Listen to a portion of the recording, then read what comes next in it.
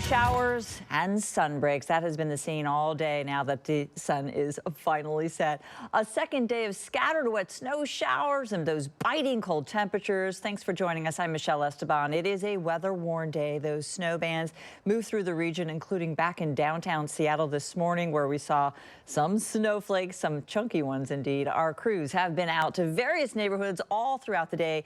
Video shows where the snow came down hard enough to actually accumulate. And they even brought out, look there in Renton, those are the snow plows. Your snow pics are coming in from all across the region, from King County all the way up to Whatcom County and way down south as well. Let's get to that team coverage for you on this weather-worn day. KOMO's Lynn Wynn tracking preps in Seattle, and Stella's son is live on lowland snow for us and just what it's like driving through it. But we want to start with meteorologist Shannon O'Donnell. Shannon, this system has been a tricky one, but it's definitely delivering. It is, and I think it's actually delivering exactly what we told you it would, in that it was very hit and miss out there throughout the weekend, and we'll see more of the same as we head back to work and school tomorrow. So a look at the issues as we head into the overnight and why we've got the weather worn up. We'll continue to see off and on lowland and mountain snow showers, making for some difficult driving. It will get gusty and cold, especially near the BC border, and all of us looking at the potential for icy roadways because we're going to head into the deep freeze overnight. So even if you had your snow melt off today, if the pavement is wet, chances are you're going to have some ice by tomorrow morning. Here's a look at the live radar. You can see how piecemeal these showers are, just going back and forth, and at times dropping some lightning. That is thunder snow. That is so exciting for us to see there. A lot of meteorologists love to check out that rare thunder snow, and it is actually happening as we speak around Birch Bay and Lummi Island. So interesting there in Whatcom County and close to the BC border, where we also had that water spout reported offshore today. A closer view of Seattle. You can see the snow showers that just came through downtown are now pushing over the airport, Des Moines, and into South Center, Tequila, and into the Fairwood neighborhood. And then you can see some snow showers as well around Maple Valley and the Hobart Road all the way on up toward Tiger Mountain. A winter weather advisory in place for much of the western Washington lowlands, including the East Puget Sound lowlands. That includes East King County around the Sammamish Plateau, Pierce County and Snohomish as well. In those areas, we could accumulate another trace to 3-4 inches of snow over the next 48 hours because these snow showers are going to keep coming and going. As we head into the after dark hours, as we are right now, it just gets colder, and as such, it starts to get slippery. Michelle, the issue going forward for that big back to work and back to school Monday morning commute will be the chance for icy roads, trying to get to and fro. We'll talk more about that coming up throughout the evening. Yeah, Shannon, I'm glad you brought that up because with possible icy conditions ahead, preparations are underway to try and make for a safer commute for drivers. KOMO's Lynn Wynn spoke with SDOT about what crews are doing, and they've been doing it all day and into the night to prepare the roads ahead of Monday morning's commute. Because you never know what's going to happen here. It's pretty much unpredictable. You watch the weather, you look at the sky, and you cross your fingers. Many waking up to a snowy morning in Seattle, with some even braving the wintry weather in shorts. It's been pleasant. Snow is always welcome, as long as it doesn't disrupt the driving. Though the flakes weren't sticking to the ground, there is concern the wet pavement could lead to icy conditions. The big thing that we're concerned about is if the temperatures drop overnight. There's been a lot of rain, there's a lot of wet weather, and if that turns to ice, that means there's the possibility of black ice on the road. SDOT crews are working 24 hours around the clock, monitoring conditions, looking for trouble spots, and pre-treating roads with salt and de-icer. It doesn't matter how confident you feel you are, no one can drive safely on ice. We're a city with a lot of steep hills. Even if you've got four-wheel drive, take it seriously. If you see a road closure sign, please remember that's there for your safety and don't violate those signs.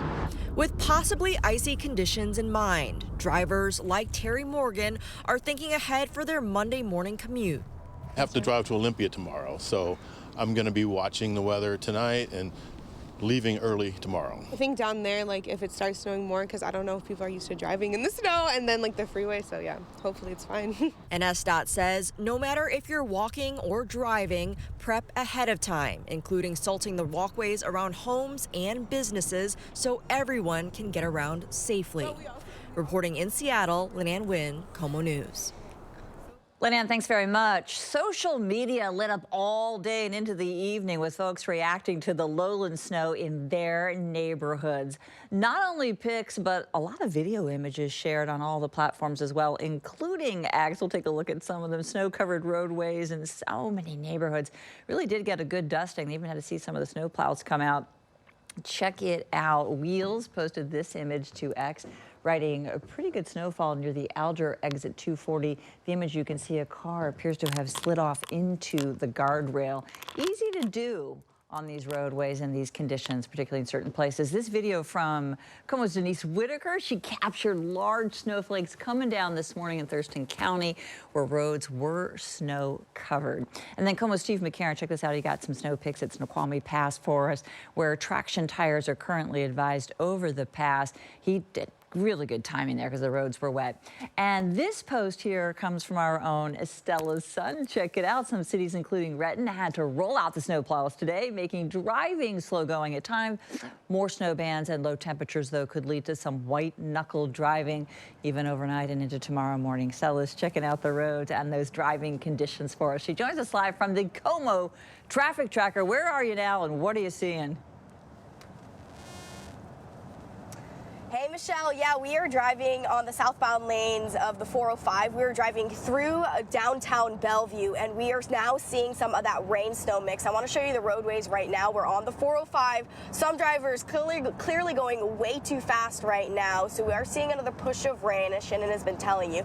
So far, we've been traveling on a number of roadways. We're talking on I-5 South, where it's mostly just wet and bare in most spots. Right now, we're getting rain, but just a few minutes ago, we were seeing some of that rain-snow mix. Temperatures are just flirting with that freezing mark. But of course, as that temperature continues to cool in the overnight hours, big concerns as we start to see these pockets of moisture dumping even some of that snow onto the roadways. Black ice can form, particularly over the bridges and in those residential neighborhoods. Snowplows have been out. We've seen a number of them, particularly through Maple Valley as well as through Hobart. But they are mostly focusing on the major arteries and major roadways. A lot of the surface streets, smaller surface streets, residential neighborhoods probably won't get plowed because that's not going to be the focus. So as folks are heading into bed and waking up tomorrow morning, just factor in a few extra minutes and just be prepared because you might experience some snow-like conditions tomorrow morning as you're starting up the car and getting ready to head back into work and school tomorrow. Back to you. Yeah, all of us have to remember how to drive in this stuff. All right, thanks for the heads up and the peek out there. Taking a live look right now at both Stevens and Snoqualmie Passes for you. At Stevens Pass, traction tires required, chains also required on all vehicles over 10,000 gross vehicle weight. And oversized vehicles, boy, they are still prohibited. The snow really coming down there at Snoqualmie Pass. Meantime, traction tires are advised while driving over that pass. Oversized vehicles prohibited. WashDOT says be careful. There is slush and snow on the roadway. Boy, it didn't seem to stop any of those skiers from getting up there to Stevens Pass to take advantage of all that new snow.